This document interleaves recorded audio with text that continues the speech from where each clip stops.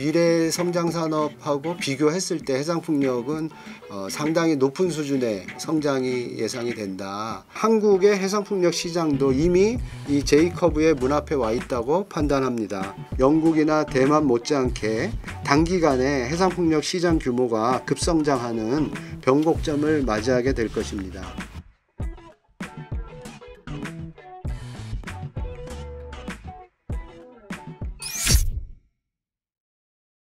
네, 저희 유니스는 1984년에 설립돼서 올해로 41년째를 맡고 있는 국내 풍력 터빈 전문 회사입니다. 국내 최초로 국산 터빈 기술 확보에 성공을 했고요. 코스닥에 상장돼 있고 기업 분류상으로는 중견기업에 속하고 있는 기업이고요. 풍력 단지 개발부터 시작해서 풍력 터빈과 타워의 제조, 그리고 20년간 풍력 발전소를 운영하는 풍력 발전 전 생애 주기에 걸친 사업 서비스를 제공하고 있는 전문 기업이라고 보시면 되겠습니다. 풍력 터빈이라는 것은 공기 중에 떠다니는 풍력, 그러니까 바람 에너지를 전기로 변환시키는 하나의 기계적인 시스템이라고 할 수 있는데요. 이 풍력 터빈 시스템을 구성하고 있는 세 가지 요소가 있습니다. 첫 번째는 바람 에너지를 확보하는 블레이드, 그리고 블레이드를 통해서 들어오는 에너지를 전기로 전환시키는 핵심 장치인 넛셀, 그리고 이 블레이드와 넛셀을 지탱하고 있는 타워, 이 세 가지로 구성이 된다고 보시면 되겠고요. 그 중에서도 이 중간에 있는 넛셀이라고 하는 것이 이 터빈 시스템의 가장 중요한 하나의 심장 역할을 하는 부분인데요. 그 안에 구동축과 또 기어박스, 증속기라고 우리가 번역하고 있는 기어박스, 그리고 발전기, 또 이 전력 변환 장치인 PCS 등등 굉장히 복합적인 기술이 그 안에 총합되어 있는 고정밀 기계라고 보시면 되겠습니다. 저희가 개발하고 있는 10메가 한국형 해상풍력 터빈은 가장 큰 특징 중에 하나가 기어박스가 없는 기어리스 타입의 발전기다, 이렇게 설명드릴 수가 있는데요. 기어박스라는 것은 블레이드의 회전력을 이용해서 발전기에 그 전기를 생산하기 위해서 충분한 정도의 증속이 이루어져야 됩니다. 그런데 그러기 위해서 굉장히 많은 수의 톱니바퀴들이 서로 합쳐져 있는 구조라고 보시면 되는데요. 상식적으로 이렇게 많은 톱니바퀴가 20년 동안 운전을 하려면 그 과정에서 여러 번의 고장이 발생할 수밖에 없습니다.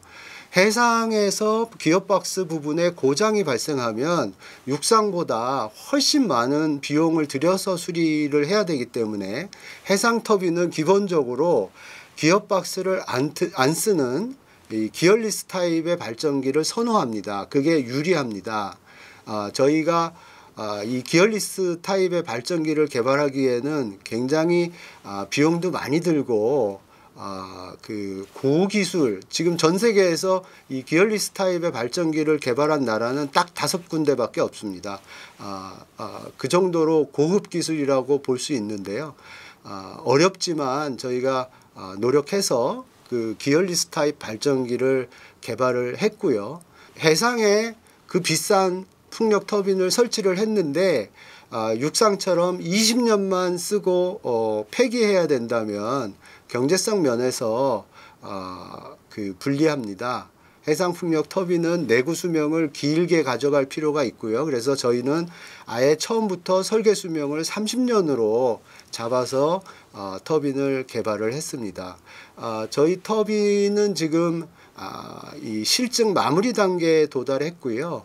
금년 11월까지는 시제품을 여태까지는 공장 내에서 여러 가지 테스트를 하면서 정비를 했습니다만 이제 실제 그 해역에 가지고 나가서 시제품을 설치를 하고 금년 겨울 바람을 맞으면서 실제 운영 상황 속에서 마지막 테스트를 거칠 예정입니다. 이것이 완료되면 내년 상반기에는 국제적으로 인정되는 형식 인증을 완료할 수 있을 것으로 생각합니다. 상용화는 모든 준비가 다 끝나 있다고 보고요. 지금 이미 저희는 상용화를 염두에 두고 잠재적인 프로젝트 발굴이나 영업활동을 전개하고 있고요. 실제로 이 터빈이 납품이 돼서 현장에 설치되는 데까지 약 3년 정도 이상의 시간이 필요합니다. 그 안에 실증이 모두 완료될 것이기 때문에 상용화는 이미 시작됐다, 이렇게 보시면 좋을 것 같습니다. 2015년부터 2022년까지 집계를 해보니까요, 저희 회사가 국내에 이게 총 한 2200메가 정도의 터빈이 설치되어 있는데, 그 중에서 600메가 조금 넘게 유니슨 터빈이 설치되어 있습니다. 비율로 환산하니까 대략 한 28% 정도의 시장 점유율이 나오는데요. 국내에 유통되고 있는 풍력 터빈 중에 1, 2위권에 해당되고요. 국산 터빈 시장 점유율로는 1위다, 부동의 1위다, 이렇게 보고 있습니다. 그동안 저희가 이렇게 높은 시장 점유율을 확보할 수 있었던 요인을 꼽자면, 첫째는 아까도 말씀드렸지만 한국 지형에 맞는 풍력 터빈을 독자적으로 개발을 해서 시장에 공급했다. 그런 점에서 많은 사업자들이 저희 유니슨 터빈의 장점을 인정해 주고 계신다, 이렇게 생각이 들고요. 두 번째는 아무래도 한국 기업이다 보니까 한국 시장에 공급이 신속하고, 또 O&M도 뭐 조금이라도 더 빨리 진행할 수 있고, 이런 신속한 납기, 그 다음에 설치 과정에서의 어떤 적극적인 지원, 일종의 서비스라고 할 수 있는데요. 이런 부분이 저희가 갖고 있는 경쟁력 요소 중에 하나가 아닌가 생각이 듭니다. 마지막으로 저희 회사는 그동안 보통 국산은 외국산보다 비싸다, 이런 편견이 있는데요. 저희는 그 풍력 터빈을 구성하고 있는 여러 가지 부품들을 가급적이면은 멀티벤더 시스템을 적용을 해서 전 세계적으로 가격 경쟁력, 원가 경쟁력을 갖추기 위한 노력을 기울여 왔고요. 그래서 지금은 외국산 터빈과 비교했을 때 가격 경쟁력도 어느 정도 갖췄다, 이렇게 봅니다. 그래서 다시 말씀드리면 국내 환경에 적합한 터빈의 설계, 두 번째는 빠른 납기, 세 번째는 가격 경쟁력, 이 세 가지를 꼽고 싶습니다.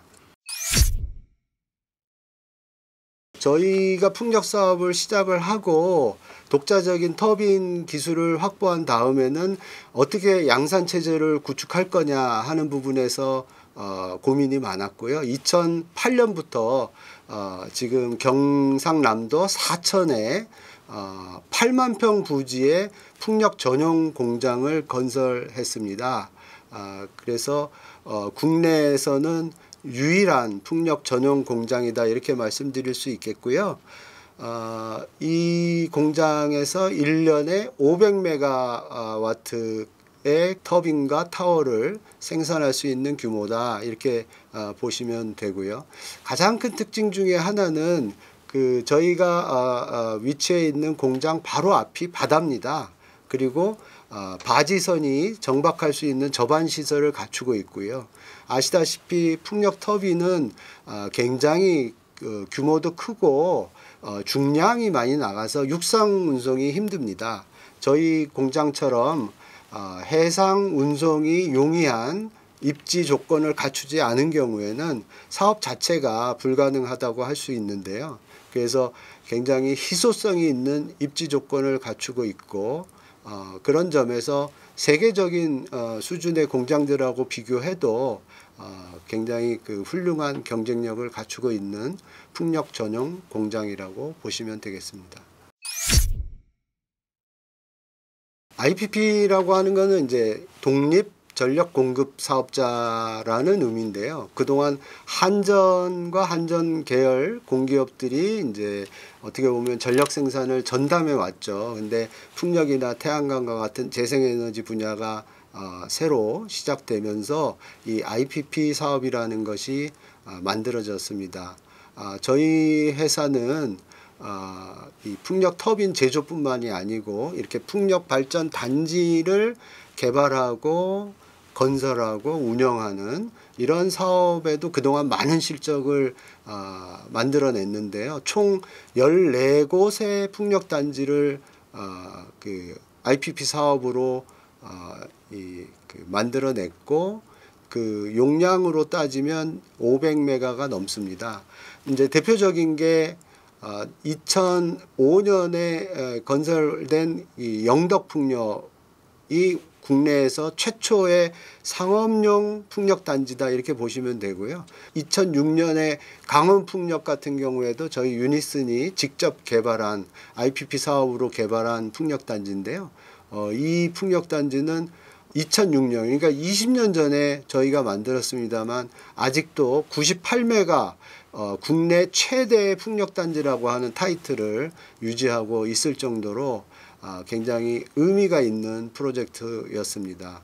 그거 외에도 뭐 전라남도 영광 지역의 영광백수, 영광풍력, 강원도 태백의 정암풍력, 의령풍력 이렇게 굉장히 많은 풍력단지들을 그동안 연달아서 개발을 해왔고요. 그 과정에서 저희가 풍력 단지 사업자의 니즈가 뭔지를 우리가 직접 개발해 봄으로써 더 잘 이해할 수 있게 됐고 이걸 통해서 우리 터빈 기술을 더 보강하는데 또 역으로 활용을 할 수 있어서 뭔가 이렇게 선순환이 이루어진 측면이 있습니다.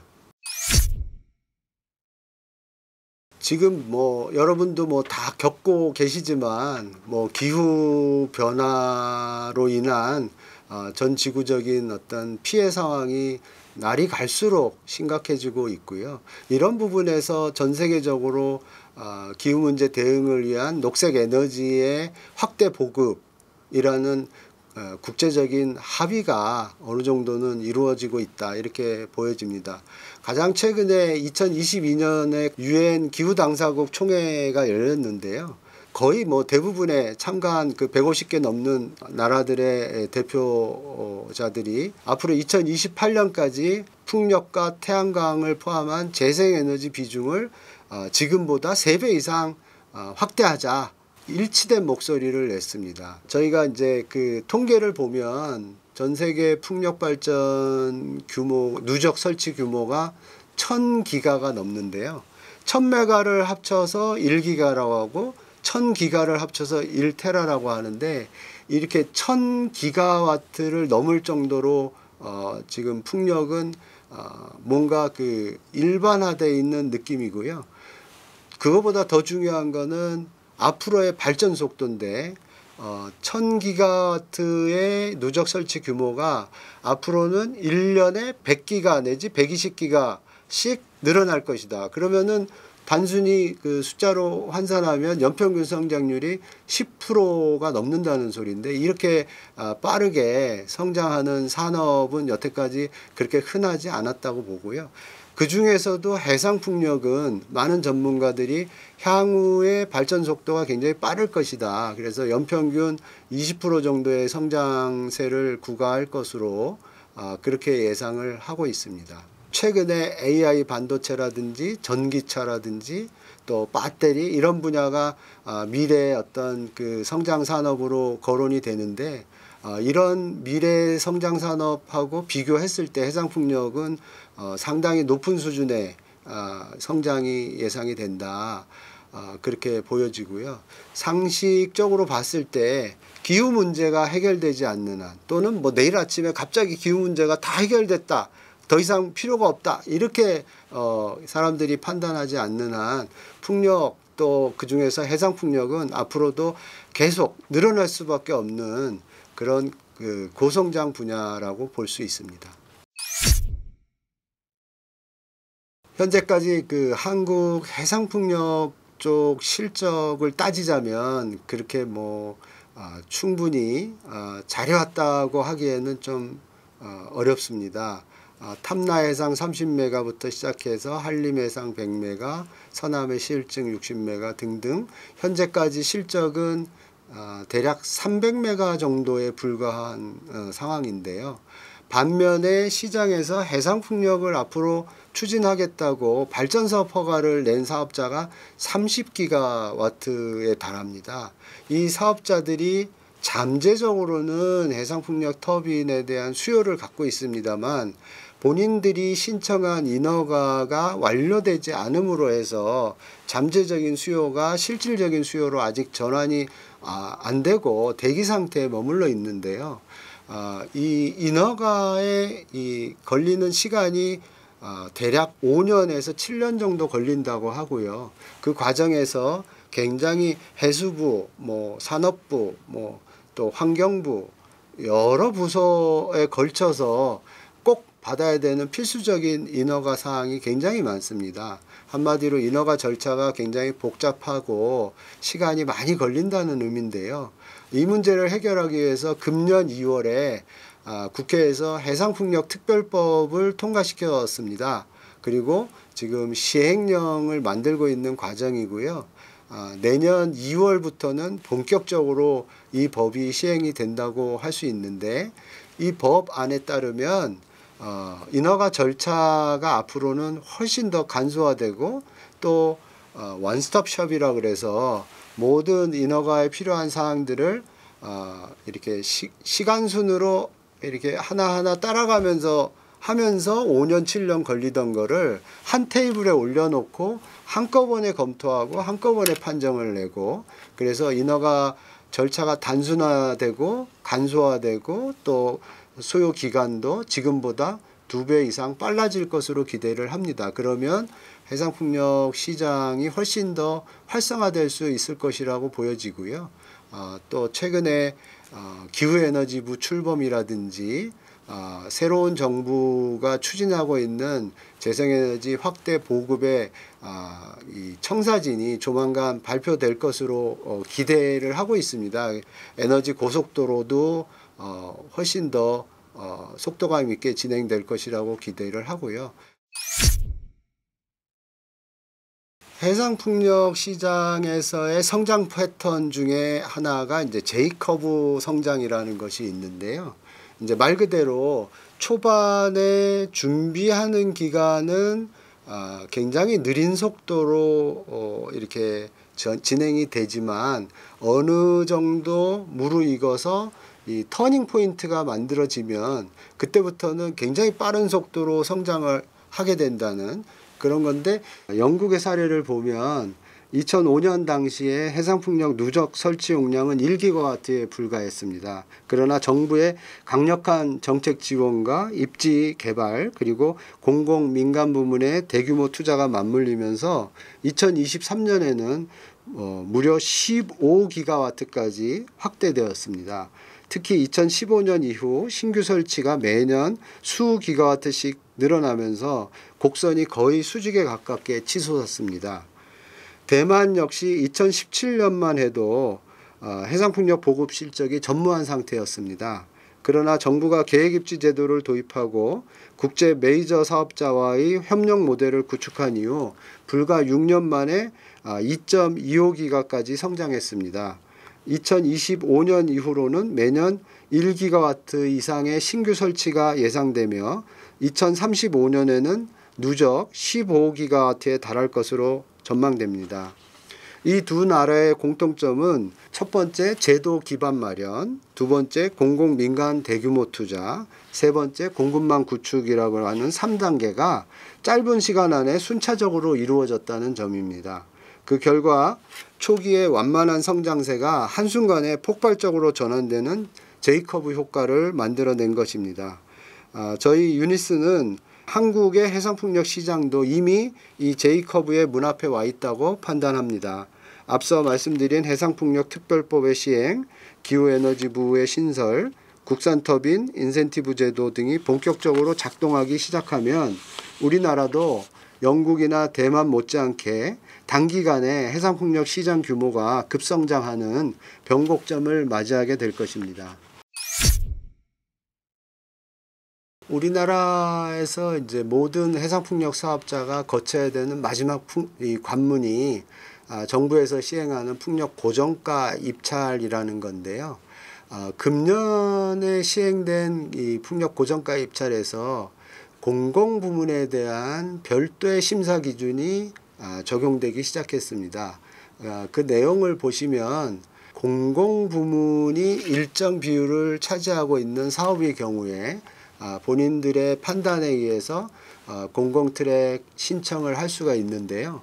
여기에서 선정이 되고 또 국산 R&D 터빈을 본인들의 사업에 채택을 해서 설치를 하게 되면 전력 판매 수입에서 킬로와트당 약 30원의 우대 가격을 정부에서 지원을 하게 됩니다. 저희가 단순히 계산을 해봤더니 예를 들어서 500메가 단지를 운영하는 사업자라고 가정을 했을 때 킬로와트당 30원의 우대 가격을 받게 되면 1년에 약 400억 정도의 추가 수입이 생깁니다. 이거는 굉장히 누가 봐도 국산 터빈을 사용함으로써 경제적인 효과가 뚜렷하게 나온다는 얘기고요.